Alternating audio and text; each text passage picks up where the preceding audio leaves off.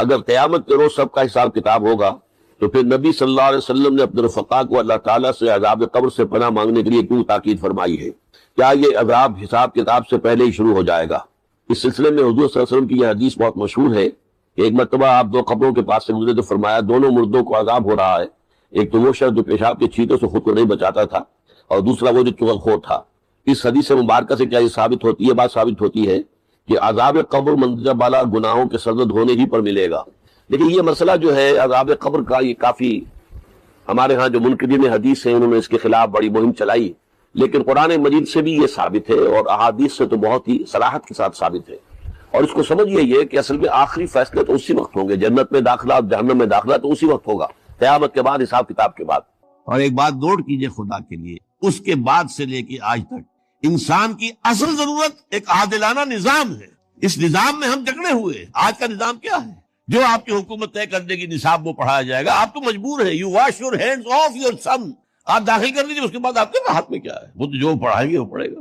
کون بنائے گے؟ ان کے کریکلم کون بنائیں گے؟ ان کے کون نصاب بنائیں گے؟ اب جو دھویا جا رہا ہے ہمارے نصاب کو تقریباً پورے عالم اسلام میں، سب سے بڑھ کر سعودی عرب میں، اسلام کی باتیں نکالو اور یہ تحریک پاکستان نکالو تم اپنے کورسز سے، ریڈ ہسٹری ایز ہسٹری، نہیں کسی آئیڈیالوجی کے حوالے سے مت پڑھو۔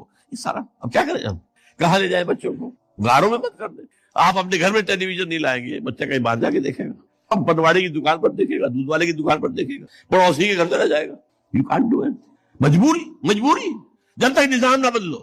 جو شاہ ولی اللہ دہلوی کہتے ہیں جس نظام میں تقسیم دولت کا نظام غلط ہو جائے، نتیجہ کیا نکلتا ہے؟ ایک طرف دولت کے انبار ہیں، گلچھرے ہیں، عیاشیاں ہیں، عیش ہے، بلٹ پروف گاڑیاں ہیں، محل ہے، اور ایک طرف بھوک ہے، فاقہ ہے۔ اور بڑا پیارا لفظ استعمال کیا ہے، انسان کی حیثیت بار برداری کے اونٹ سے زیادہ نہیں رہتی۔ وہ انسان رہتا ہی نہیں، صبح سے شام تک کمر توڑ دینے والی محنت جو کر رہا ہے، اور پھر بھی 2 وقت کی روٹی پوری نہیں چل رہی۔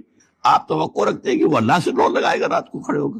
خود حضور نے فرمایا کاد الفقر ان یکون کفرا، فقر جو ہے وہ تو کفر تک پہنچا دیتا ہے انسان کو۔ یہ فقر نہیں ہے جو خودکشیاں کروا رہا ہے، یہ فقر ہے کہ نہیں؟ ماں اپنے 3 بچیوں سمیت آ کر اور ریل کے انجن کے سامنے کود، تو وہ کہتے ہیں کہ جب ایسا ہو جائے تو یہ ایک 2 دھاری تلوار ہے، ایک تلوار ہے 2 دھار، ادھر بھی کاٹتی ہے ادھر بھی کاٹتی ہے۔ اگر ڈسٹریبیوشن آف دی ویلتھ کا نظام غلط ہے، ایک طرف انبار ہوں گے دولت، نتیجہ کیا نکلے گا؟ عیاشیاں ہوں گی، بدماشیاں ہوں گی، گلچھرے ہوں گے، سب کچھ ہوگا کہ نہیں؟ ادھر بھی کاٹا، اخلاقی طور پر کاٹ دیا، ادھر بھوک ہے، فاقہ ہے، تو دنیا نے تیری یاد سے بیگانہ کر دیا۔ تو اس سے بھی دل فریب ہے غم روزگار کے، کہاں خدا، کہاں آخرت، کہاں قرآن، کہاں کی فکر اس کو بیچارے کو؟ وہ تو بار برداری کا اونٹ ہے، کونوں کا بیل ہے، نتھنگ مور دین۔ اب پھر یہ مکی قرآن مجید یہ آخری گروپ ہے، اس میں بھی پہلی 6 سورتیں جو ہیں وہ 3 کے سب گروپس کی شکل میں ہیں۔ سورہ ملک بڑی، جیسے سورہ قاف وہاں تھی اسی مقام پر یہاں سورہ ملک ہے، بہت جامع اس کی تاثیر، اور یہ بہت حضور کو عزیز تھی۔ آپ کی کے معمولات میں سے تھا رات کو سوتے ہوئے آپ سورہ ملک پڑھا کرتے تھے، اور اس کی آپ نے تلقین کی ہے۔ بسم اللہ الرحمن الرحیم، تبارک الذی بیدہ الملک وہو علی کل شیء قدیر۔ بڑی بابرکت ہے وہ ہستی جس کے ہاتھ میں ہے بادشاہی، راج اس کا ہے۔ یہ ہے دین کا سیاسی پہلو، پوری کائنات پر اس کا راج چل رہا ہے۔ دنیا میں بغاوت ہے، کیوں ہے؟ وہ اپنے ایمان کے دعوے داروں کا امتحان لینا چاہتا ہے بس، ورنہ سورج، چاند، گیلیکسیز، پوری کائنات اور خود ہمارے جسم کا ایک ایک ذرہ اس کے قانون کا پابند ہے، تابع ہے۔ ہمارا جسم ہمارے اختیار میں کہاں ہے؟ میں تنگ آ جاتا ہوں، 2 دن ہوتے ہیں یہاں سے تو طبیعت خراب ہو جاتی ہے، جب تک کہ میں وقت لگتا ہے پینچی لے کر بیٹھتا ہوں۔ اگر میں چاہوں کہ یہاں بال نہ آئے، میرا جسم ہے، میرا تو اختیار نہیں، وہ تو آئیں گے۔ تو ہمارا جسم بھی جہاں تک اس کی فزیولوجی کا تعلق ہے، اس کی اناٹومی کا تعلق ہے، یہ سارا اللہ کے قانون کے تابع، میرے تابع تو نہیں۔ میں چاہوں میرا دل ذرا رک جائے، جب چاہوں میں اس سے سٹارٹ کر دوں تو یہ تو نہیں ہوگا، جب بند ہوگا بند ہو جائے گا، میرے اختیار میں نہیں ہے۔ لیکن یہ کہ جو ہماری اختیاری زندگی ہے اس میں ہم نے طے کر لیا ہے کہ اللہ کی نہیں مانیں گے، اپنی مانیں گے، اپنی مانیں گے، اپنی بیویوں کی مانیں گے، اور جو بھی نظام ہے اس کے ساتھ وفاداری کریں گے، چاکری کریں گے، ان کی ملازمت کریں گے، ان کے رتھوں کے اندر ہم بیل بن کر جوتیں گے تاکہ ہمیں عیش ملے، دنیا کے اندر ہمارے لیے مقامات ہوں، ہماری عیش ہو، بس اللہ خیر صلی اللہ۔ تو یہ ہے اصل میں امتحان، ورنہ بادشاہی یہاں اب بھی اسی کی ہے۔ یہ صرف ہلدی کی گانٹھ ہے جسے لے کر ہم پنساری بن کر بیٹھ گئے، میری مرضی، میرا خیال، میرا نظریہ یہ ہے۔ اور ہمارے نزدیک جو ہے طریقت قم المثلیٰ، ہمارے جو کلچر ہے، مثالی نظام جو ہم نے بنایا ہے، ہمیں اس کی حفاظت کرنی ہے۔ تبارک الذی بیدہ الملک وہو علی کل شیء قدیر، وہ ہر چیز پر قادر ہے۔ الذی خلق الموت والحیات لیبلوکم ایکم احسن عملا۔ اب دیکھیے ہم نے حیات انسانی کا جو اب تک سمجھا ہے، جس کو کہ عمر نے، جو کہ بہت بڑا شاعر ہے، اس نے اپنی بیوی سے خطاب کر کے کہا ہے حیات ثم موت ثم بعث حدیث و خرافات یا ام عمری۔ یہ کیا ہے زندگی پھر موت پھر زندگی، یہ کیا سب حدیث و خرافات معاذ اللہ۔ ہم نے بھی دیکھا پہلے کنتم امواتا فاحیاکم ثم یمیتکم ثم یحییکم ثم الیہ ترجعون۔ یہ وقفے کیوں ڈالے گئے؟ یہ موت کا وقفہ کیوں ڈال کر زندگی کا ایک حصہ نکال دیا علیحدہ؟ 30 40 50 60 سال یہ دنیا کی زندگی، پھر موت کا وقفہ۔ موت ایک زندگی کا وقفہ ہے، یعنی آگے بڑھیں گے دم لے کر۔ کیوں؟ اس کی حکمت بتائی جو ہم پڑھائیں سورہ واقعہ میں، قدرنا بینکم الموت، تمہاری ہی زندگی کا تسلسل ہے جس میں ہم نے ایک وقفہ موت کا ڈال دیا ہے۔ حیات لیبلوکم ایکم احسن عملا، یہ جو چنک علیحدہ کیا ہے یہ اس لیے کہ تمہاری آزمائش ہو، امتحان ہو، تمہیں جانچا جائے۔ وہ 3 گھنٹے کا امتحان ہوتا تھا جو دیتے تھے تم کبھی اسکولوں میں، اب یہ 30 برس کا سمجھ، اور واقعی 30 برس ہی ہوتے ہیں آدمی کے پاس۔ پہلی زندگی کے 20-25 برس ویسے گزر گئے، شعور ہی ابھی نہیں ہے، اور پھر ایک خاص عمر کے بعد جو ہے آزاد ڈھیلے پڑ گئے، اور پھر یہ کہ لکیلا یعلم من بعد علم شیئا، 30 نہیں ہوں گے 40 مل جائیں گے آدمی کو، کام تو یہی ہوتا اس کی زندگی۔ یہ اس لیے ہے لیبلوکم ایکم احسن عملا، تاکہ تمہیں جانچے پرکھے دیکھے تم میں سے کون ہے اچھے عمل کرنے والا۔ اب دیکھیے علامہ اقبال کی جو نظم ہے زندگی کے موضوع پر، واقعہ یہ ہے کہ بہت چوٹی کی چیز ہے، بہت عمدہ چیز۔ تو اسے پیمانہ امروز فردا سے نہ ناپ، جاویداں پہم گواں ہر دم جواں ہے زندگی۔ قلزم ہستی سے تو ابھرا ہے مانند حباب، جیسے سمندر میں ایک بلبلا سا ہوتا ہے، کتنی زندگی ہوتی ہے بلبلے کی۔ قلزم ہستی سے تو ابھرا ہے مانند حباب، اس زیاں خانے میں تیرا امتحان ہے زندگی۔ خلق الموت والحیات لیبلوکم ایکم احسن عملا، ہے کبھی جان اور کبھی تسلیم جان ہے زندگی۔ کبھی زندگی جان سے مجھ کے مترادف ہے، عبارت ہے، کبھی جان دینا اصل زندگی ہے۔ وَلَا تَقُولُوا لِمَنْ يُقْتَلُ فِي سَبِيلِ اللَّهِ أَمْوَاتٌ بَلْ أَحْيَاءٌ وَلَكِنْ لَا تَشْعُرُونَ، ہے کبھی جان اور کبھی تسلیم جان ہے زندگی۔ اصل زندگی جو ہے وہ جان دے دینے سے حاصل ہوتی۔ الذی خلق 7 سماوات طباقا، وہ اللہ جس نے بنائے 7 آسمان ایک دوسرے کے اوپر۔ آیات متشابہات میں سے ما تری فی خلق الرحمن من تفاوت، تم نہیں دیکھ پاؤ گے اللہ کی تخلیق میں کہیں کوئی فرق۔ اتنا محکم نظام ہے، اتنا محکم نظام۔ کیا کسی سائنسدان نے آج تک یہ بھی کہا کہ تخلیق میں یہاں نقص ہے؟ کسی نے کہا؟ زوالوجی کی فیلڈ میں یا باٹنی کی فیلڈ میں یا کسی اور فیلڈ میں، جیولوجی کی فیلڈ میں، اسٹرانومی کی، کسی نے کہا ہے؟ ما تری فی خلق الرحمن من تفاوت فارجع البصر هل تری من فطور، پھر ذرا دوبارہ لوٹا لو اپنی نگاہ، دیکھ لو، ہر میدان میں دیکھ لو، کہیں تمہیں کوئی رخنا نظر آتا ہے؟ اگر یہ تخلیق کامل ہے تو کامل حقیقت میں کون ہے؟ اس کا خالق، اس کا باری، اس کا مصور، بس یہ نظر نہیں آتا۔ سائنسدان سب کچھ دیکھ رہے ہیں، ڈھونڈنے والا ستاروں کی گزرگاہوں کا، اپنے افکار کی دنیا میں سفر کر نہ سکا۔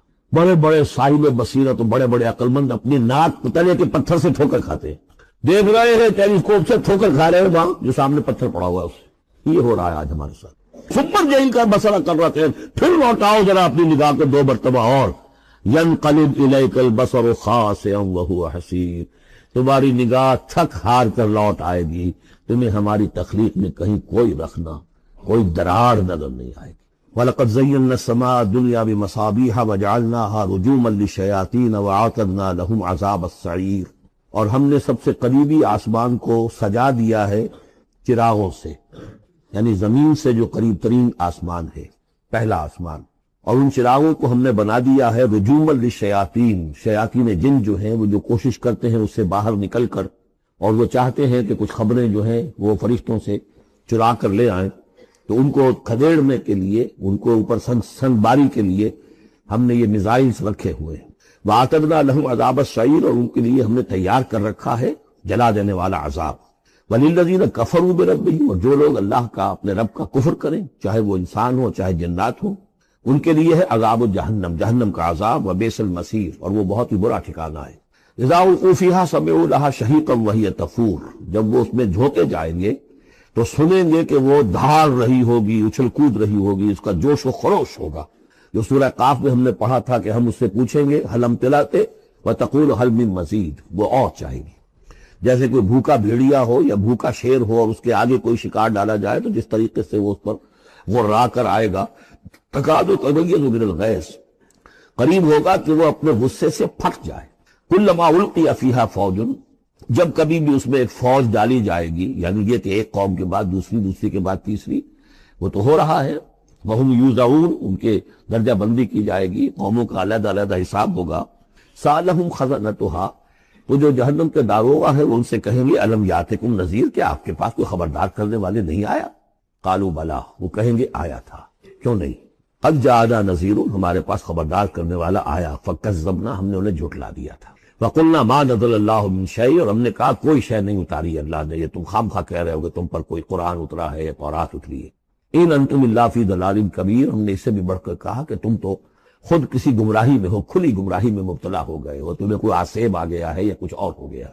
وقالوا لو كنا نسمع او نعقل، اور انہوں نے کہا یا وہ کہیں گے کہ اگر ہم سنتے اور سوچتے، غور کرتے، عقل سے کام لیتے، ما كنا فی اصحاب السعیر، تو ہم نہ ہوتے اس جہنم والوں میں سے. فاعترفوا بذنبہم، پس انہوں نے اپنے اصل گناہ کا اعتراف کر لیا. یہ بہت اہم مقام ہے. اصل گناہ کیا تھا کہ ہم نے ان کی بات سنی نہیں، سنی تو انسنی کر دی، اس پر غور نہیں کیا. اس لیے کہ ہم یہ آج پڑھ چکے ہیں ان السمع والبصر والفؤاد کل اولئک کان عنہ مسئولا. اللہ نے تمہیں یہ فیکلٹیز دی ہیں تو اس لیے کہ استعمال کرو. ہم نے بند کر کے رکھ چھوڑی ہے. ہماری ریت ہے، ہماری آباء و اجداد کی رسمیں ہیں، ہماری برادری کے یہ رواج ہیں، ہم اتنے عرصے سے ایک جماعت میں ہیں، اس جماعت کا یہ چلن ہے، جو بھی ہے اس فرقے میں ہے، اس فرقے کا یہ معاملہ ہے. یہ ساری چیزیں جو ہے کہ نہ سوچنا، نہ غور کرنا، نہ سننا. فاعترفوا بذنبہم، اصل گناہ یہ ہے ان کا. فسحقا لاصحاب السعیر، تو اب دفع ہو جائیں یہ، دھتکارے جائیں یہ لوگ کہ جو جہنمی ہے.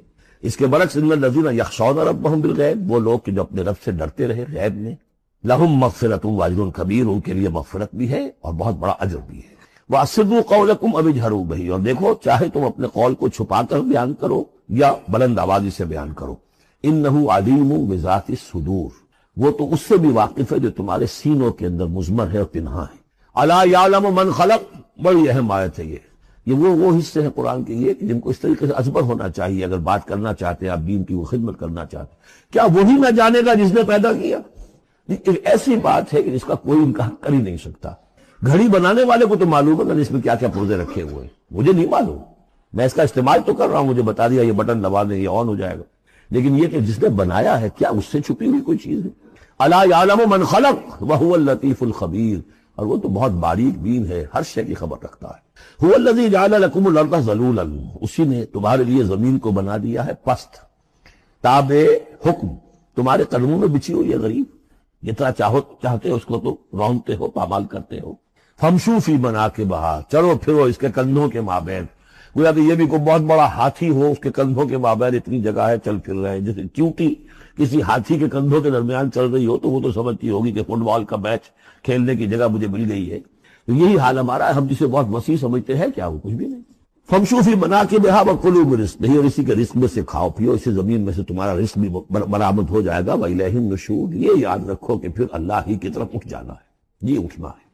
آمنتم من فی السماء ان یخسف بکم الارض فاذا ہی تمور، کیا تمہیں کوئی خوف نہیں رہا؟ بالکل تم نچنت ہو گئے ہو اس آسمان والے سے جو آسمان میں ہے کہ وہ کہیں تمہیں زمین میں خسف نہ کر دے، دھسا نہ دے. فاذا ہی تمور، جبکہ وہ لرزے، زلزلہ آئے، شق ہو جائے اور تم چلے جاؤ.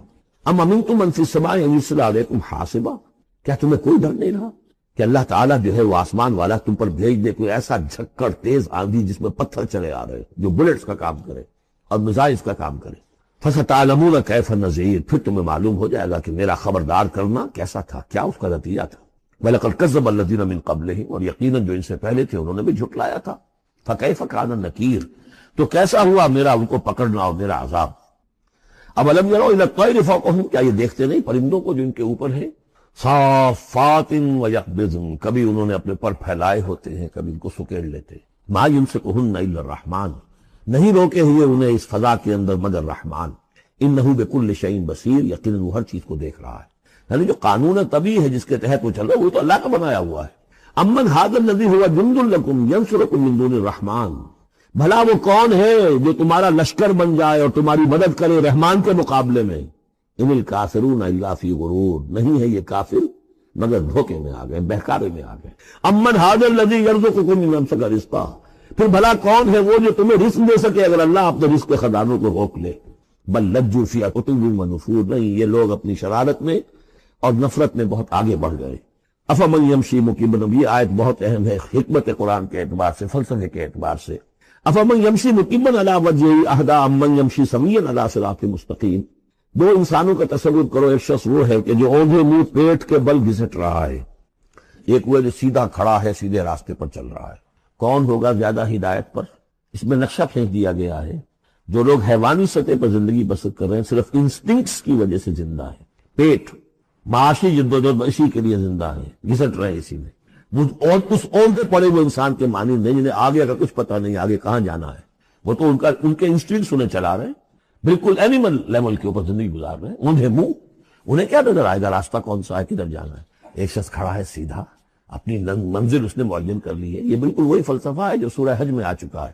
انسان حقیقت میں وہی انسان ہے جس نے اپنا کوئی آدرش، کوئی نصب العین، کوئی مقصد، کوئی آئیڈیل زندگی میں بغیر کسی نصب العین کی زندگی گزار رہا ہے۔ ہی از این اینیمل، اولئک کالانعام بل ھم اضل، حیوانات جو ہیں یہ چوپائے، ان کی زندگی کا کوئی مقصد نہیں ہے۔ وہ تو اللہ نے ہمارے کام کے لیے پیدا کر دی، آپ انہوں کاٹوں گوشت کھائیں اور ان کی چڑوں سے جوتیاں بنائیں، وہ جی رہے وہ خالص انسٹنکٹس کے اوپر، ان کی جبلتیں ہیں، صرف جبلت کے تحت ہیں۔ انسان صرف حیوان نہیں ہے، اس میں کچھ اور ہے، اور اس کے لیے کوئی آئیڈیل۔ ضعف الطالب والمطلوب، جتنا اونچا آئیڈیل ہوگا اتنا ہی اونچا انسان جائے گا، لیکن جس کا کوئی سرے سے آئیڈیل نہیں وہ نرا حیوان ہے۔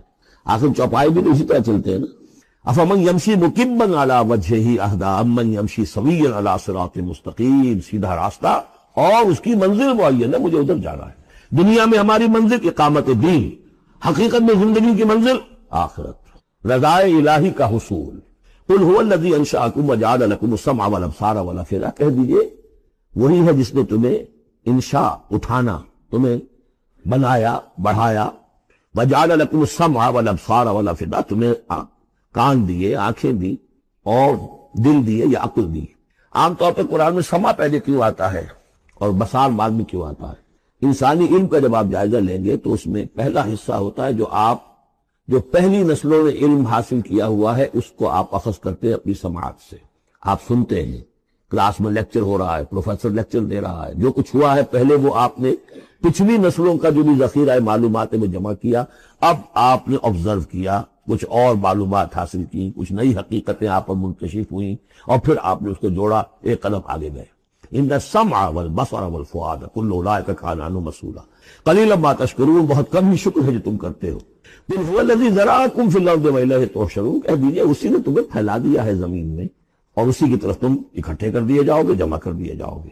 وَيَقُولُونَ مَتَىٰ هَٰذَا الْوَعْدُ إِن كُنتُمْ صَادِقِينَ، وہ کہتے کب ہوگا یہ وعدہ، کب پورا ہوگا، اگر تم سچے ہو تو بتاؤ۔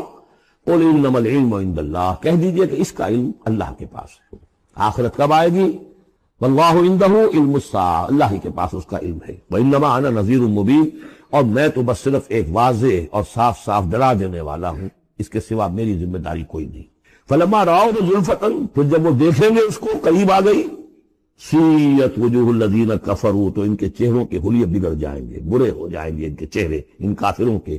وقیل ھذا الذی کنتم بہ تدعون، اور کہا جائے گا یہ ہے وہ جس کو تم مطالبہ کرتے تھے کہ لاؤ اور لے آؤ جلدی سے۔ قل ارأیتم ان اہلکنی اللہ ومن معی او رحمنا فمن یجیر الکافرین من عذاب الیم، اے نبی ان سے کہیے دیکھو اگر مجھے میرا اللہ ہلاک کر دے یا اور جو میرے ساتھ ہیں ان سب کو بھی ہلاک کر دے، یا اللہ تعالی ہم پر رحم فرمائے، سوال یہ ہے کہ تمہیں کون بچائے گا، کافروں کو کون بچائے گا عذاب علیم سے؟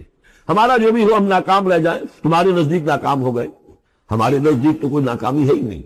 حل تربصون بنا الا احدی الحسنیین، دو اعلیٰ صورتیں ہیں، ان میں تیسری کوئی صورت ہے ہی نہیں۔ یا ہمارا رب ہمیں سب کو جام شہادت نوش کروا دے، کامیابی سب سے بڑی کامیابی تو یہی ہے، اور کامیاب ہو کر اگر واپس آ جائے تو تم بھی کہو گے کہ کامیاب ہے۔ لیکن تم سوچو کہ کافروں کو کون بچائے گا دردناک عذاب سے؟ قل هو الرحمن آمنا بہ، کہہ دیجئے وہ رحمان ہے، اس پر ہم تو ایمان لا چکے ہیں، وعلیہ توکلنا، اور اسی پر ہمارا توکل۔ نوٹ کریے یہ صورتیں جو ہے بالکل ابتدائی زمانے کی صورتیں ہیں، ابھی سمجھیے کہ یہ ابتدائی رد و قضا ہے، جس کی آخری شکلیں وہ ہیں جو سورہ انعام اور سورہ اعراف اور سورہ یونس اور غلط بات ہے، لیکن میرے پاس زیادہ وقت نہیں ہے۔ برزخ کے اندر زندگی کی ایک کیفیت ہے، اس کے اندر جیسے کہ ہمارے یہاں بڑی ویسے چھڑ گئی ہیں، حضور کی زندگی کیسی ہے؟ آیا ایسی ہے جیسے دنیا میں تھی یا اس سے کچھ مختلف ہے؟ تو میں کہا کرتا ہوں دنیا کی زندگی تو اتنی اچھی زندگی نہیں ہے، حضور کو جو زندگی ہے عالم برزخ میں، اس کا تو ہم تصور بھی نہیں کر سکتے۔ اس عالم برزخ میں کہا گیا شہداء کو وَلَا تَقُولُوا لِمَن يُقْتَلُ فِي سَبِيلِ اللَّهِ أَمْوَاتٌ بَلْ أَحْيَاءٌ وَلَٰكِن لَا تَشْعُرُونَ۔ اللہ کی راہ میں شہید ہو جانے والوں کو اموات مت کہو، مردہ مت کہو، زندہ ہے، تمہیں اس کا شعور نہیں۔ ہمیں شہداء کی زندگی کا شعور نہیں، پھر صدیقین اوپر ہے، پھر انبیاء ان کے اوپر ہے، پھر رسول ان کے اوپر ہے، سب سے اوپر سید المرسلین ہے۔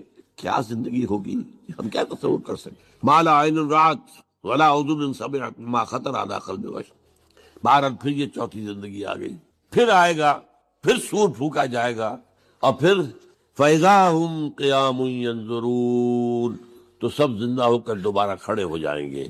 وہ یوم القیامہ ہوگا، کھڑے ہونے کا دن، اور اس سے ہمارا پانچواں دور شروع ہو جائے گا، حیات اخروی۔ اچھا، حیات اخروی کے بارے میں ہمارا کیا ایمان ہے؟ کیا وہ کبھی ختم ہونے والی ہے؟ وہ تو ابدی ہے۔ فَإِنَّهَا لَجَنَّةٌ أَبَدًا أَوْ لَنَارٌ أَبَدًا، یہ پوری زندگی ہے۔ تو زندگی کتنی بڑی ہو گئی۔ تو اسے پیمانہ امروز و فردا سے نہ ناپ، جامنا پہم دواں ہر بن جواں ہے۔ البتہ ایک کام کیا کیا ہے اللہ نے، یہ جو دو موتوں کے درمیان زندگی آئی ہے، پہلی موت جو کہ ہم عالم ارواح سے، اس کے بعد سلا دیے گئے، موت آ گئی نا، پھر اللہ نے زندہ کیا، پھر جو ہماری موت آنے والی ہے میری اور آپ کی، ان دو موتوں کے درمیان ایک زندگی کا حصہ کٹ گیا اس میں سے۔ یہ لمبا پروسیس، وہاں سے وہاں تک، مبدا و معاد، انا للہ و انا الیہ راجعون، اس میں یہ چھوٹا سا ہماری زندگی میں سے حصہ کاٹ کر اس سے ایک امتحانی وقفہ بنایا۔ خلق الموت والحیات لیبلوکم ایکم احسن عملا، اس نے زندگی اور موتیں تخلیق کی ہیں تاکہ تمہیں آزمائے کہ کون ہے تم میں سے اچھے عمل کرنے والے۔ یہ امتحانی، اس کو بھی اقبال نے خوب کہا ہے، ملزم ہستی سے تو براہ مانند حباب، اس زیاں خانے میں تیرا امتحان ہے زندگی۔ اب امتحان 3 گھنٹے کا بھی ہوتا ہے تو وہ 30 سال کا بھی ہو سکتا ہے، یہ تو ایک کوانٹیٹیو ایلیمنٹ ہوا، امتحان ہے، ٹیسٹنگ از ٹیسٹنگ۔ یہ حیات دنیاوی امتحان ہے، ملزم ہستی سے تو براہ مانند حباب، اس زیاں خانے میں تیرا امتحان ہے زندگی۔ اس کے بعد جب ہمیں دوبارہ اٹھا لیا جائے گا، حساب کتاب ہوگا، اعمال کا جزا و سزا کے فیصلے ہوں گے، اور پھر یہ جنت اور یہ دوزخ، وَإِنَّهَا لَجَنَّةٌ أَبَدًا أَوْ لَنَارٌ أَبَدًا۔ یہ حیات ایک ایمان باللہ اور ایمان بالآخرہ، ایمان بالآخرہ کے ضمن میں پورے حیات انسانی کا ایک تصور جو ہے سامنے لانا ضروری ہے۔ اب آئیے، میں نے کہا تھا تخلیق کے بارے میں کچھ باتیں آپ کو بتاؤں گا، یہ جدید سائنس کے حوالے سے بھی بہت اہم چیزیں ہیں، اور یہ قرآن کی حکمت اور فلسفے کے لیے۔ بدقسمتی ہماری یہ ہے کہ ہمارے جو فلسفی مسلمان ہوئے، ابن سینا ہو، فارابی ہو، کندی ہو، جو متکلمین ہوئے جنہوں نے عقل سے کام لے کر قرآن کی تفسیریں کی ہیں، امام راغب میں بہت بڑے مقام پر ہیں، اور ہیں بہت ہیں، کچھ صوفی مزاج صوفی ہے، فلسفی ہے، ان سب نے اپنی زیادہ تر گفتگو کا دار و مدار یونانی حکماء اور فلاسفہ کی بات پر۔ سقراط اس کا شاگرد، افلاطون اس کا شاگرد، ارسطو۔ ہمارے متکلمین، ہمارے فلاسفہ سب ارسطو کے شاگرد، ہمارے صوفیہ اکثر و بیشتر افلاطون اور پروٹائنس، افلاطونوس ان کے شاگرد۔ لہذا مولانا روم نے بڑا شکوے کے انداز میں کہا تھا، چند خانی حکمت یونانیہ، تم کب تک یونانیوں کی حکمت پڑھتے رہو گے، یونانیوں کا فلسفہ پڑھتے رہو گے، یونانیوں کی میٹا فزکس، یونانیوں کی منطق۔ چند خانی حکمت یونانیہ، حکمت قرآنیہ راہم بخواں، کبھی ذرا قرآن مجید میں جو حکمت دی گئی ہے، جو فلسفہ دیا گیا ہے، جو حقائق بیان کیے گئے، کبھی ان پر توجہ۔ اللہ تعالیٰ توفیق دے۔ میری دلی آرزو ہوگی کہ آپ میں سے جو ذہین لوگ ہیں، ظاہر بات ہے کہ یہ میدان ہر شخص کا نہیں ہے، حضور صلی اللہ علیہ وسلم کا جو افرادی انفرادی سطح پر انقلاب برپا کرنے کا پروسیس ہے، 4 الفاظ ہیں اس میں ٹاپ پر آتا ہے حکمت۔ یتلو علیہم آیاتہ یزکیہم ویعلمہم الکتاب والحکمہ، حکمہ، یہ تعلیم محمدی صلی اللہ علیہ وسلم، تربیت نبوی صلی اللہ علیہ وسلم، اس کی سب سے اونچی منزل ہے تعلیم حکمت۔ تو ظاہر بات ہے کہ ہر شخص اس کا اہل نہیں ہوتا۔ یہ اللہ تعالیٰ نے ظاہر بات ہے سب کو ایک جیسا نہیں بنایا ہے، جسمانی قوتوں کے اعتبار سے بھی فرق و تفاوت ہے، ذہنی صلاحیتوں کے اعتبار سے بھی فرق و تفاوت ہے، جن لوگوں کے اندر یہ فلسفہ اور حکمت کا ذوق ہو وہ اس معاملے میں آئیں، سوچیں، پڑھیں. میری یہ چند باتیں ہو سکتا ہے کہ ان کے لیے چشم کشا ثابت. وہ کتاب اس وقت میری جو ہے ایجاد و ابداع عالم، وہ آؤٹ آف پرنٹ ہے، موجود نہیں ہے. انشاءاللہ جلدی ہی پرنٹ کروا لیں گے دوبارہ. دیکھیے تخلیق کا مرحلہ اول عالم امر ہے. اللہ کا ایک حکم کن، انما امرہ اذا اراد شیئا ان یقول کن فیکون. اس کن سے ایک نور پیدا ہوا ہے، ویری سٹل، لطیف، حرارت کوئی نہیں، خلق نور. یہ نور اللہ، یہ پہلی شے ہے جو پیدا ہوئی. حکم ایک کن، یہ عالم امر ہے. اس نور سے پیدا کیے گئی تمام ارواح انسانیہ، تمام ملائکہ. ملائکہ کے بارے میں حدیث موجود ہے، قرآن مجید میں ذکر نہیں ہے، حدیث میں ہے. حضرت عائشہ رضی اللہ تعالی عنہ سے مسلم شریف کی روایت ہے کہ ان اللہ خلق الملائکہ من نور. یہ عالم امر ہے پہلے جو پیدا کیا. ایک نور، بسیط نور، لطیف نور. اس نور سے ارواح انسانیہ. انہی میں ایک روح محمدی بھی تھی نا، جس کو نور محمدی بھی کہا جا سکتا. یہ لفظ جو ہمارے یہاں کہا جاتا ہے نور محمدی، نور اس لیے کہ روح نورانی ہے، ملائکہ نورانی ہے. اللہ نے فرشتوں کو نور سے پیدا کیا. اچھا، اب اس تخلیق کا دوسرا مرحلہ آیا. یہ پہلی تخلیق جو میٹا فزیکل ورلڈ کی ہے، دوسری تخلیق ہے فزیکل ورلڈ. ایک اور امر کن، اور اس سے ایک بگ بینگ پیدا ہو. یہاں سے سائنس شروع ہوتی، اس لیے کہ وہ جو پہلا معاملہ ہے وہ سائنس کے دائرے سے باہر کا ہے. ارواح ہو، ملائکہ ہو، کچھ سائنس کے دائرے سے باہر. وہ عالم امر ہے. یہ عالم خلق شروع ہوا ہے اب. اور عالم خلق اور عالم امر میں ایک بڑا بنیادی فرق جان لیجئے. عالم امر میں اللہ کے کسی حکم کے تعمیل میں کوئی لمحہ صرف نہیں ہوتا. کن فیکون، کن فیکون، نو ٹائم ایلیمنٹ. یہی وجہ ہے فرشتے کو عرش سے زمین تک آنے میں کوئی وقت نہیں لگتا، روح کو بھی کوئی وقت نہیں لگتا. یہ بیانڈ دس فزیکل ورلڈ ہے. تو میٹا فزیکل ورلڈ کا تعلق ہے کا یہ عالم امر سے ہے. امر میں وقت نہیں لگے گا قطعاً، خلق میں وقت لگے گا لازماً. آم کی گٹھلی ہے، آم کا پودا بننے میں 5-6 سال لگ جائیں گے. رحم مادر میں حمل ٹھہر گیا ہے، بچے کے پورے بننے میں 9 مہینے لگیں گے، ٹائم لگے گا. اٹس خلق. قرآن کہتا ہے ہم نے آسمان زمین 6 دن میں پیدا کیے. ٹائم لگا کہ نہیں لگا؟ تو یہ امر ہے وہ پہلا، جس میں کہ کیا ہے 3 چیزیں ہیں. اللہ کا نور جو بہت لطیف ہے، وہ خزانہ ہے، اسی سے بنی ارواح انسان کی، اس سے بنے فرشتے. اور چوتھی چیز نوٹ کیجئے، وہی بھی عالم امر سے متعلق ہے، اس لیے کہ وہ ایک کمیونیکیشن ہے بٹوین روح انسانی یا روح نبوی اور روح القدس. جبرائیل کون ہے؟ فرشتہ. روح محمدی، یہ بھی نوری، وہ بھی نوری. یہ ان دونوں کا کمیونیکیشن ہے وہی. لہذا اس کا تعلق بھی عالم خلق سے نہیں ہے، عالم امر. بہت پیارا شعر کہیں کہا ہے، کس کیفیت میں کہا ہے میں نہیں سمجھ سکتا. نغمہ وہی ہے نغمہ کہ جس کو روح سنے اور روح سنائے. روح محمدی نے سنا ہے، اس کان سے نہیں سنا حضور نے. یہ نوٹ کر دیجئے، کبھی پڑھیے حقیقت وہی نامی کتاب مولانا سعید احمد اکبر آبادی کی. وہی کی حقیقت کیا ہے؟ وہی براہ راست قلب پر جاتی، اس کان کے واسطے سے نہیں جاتی.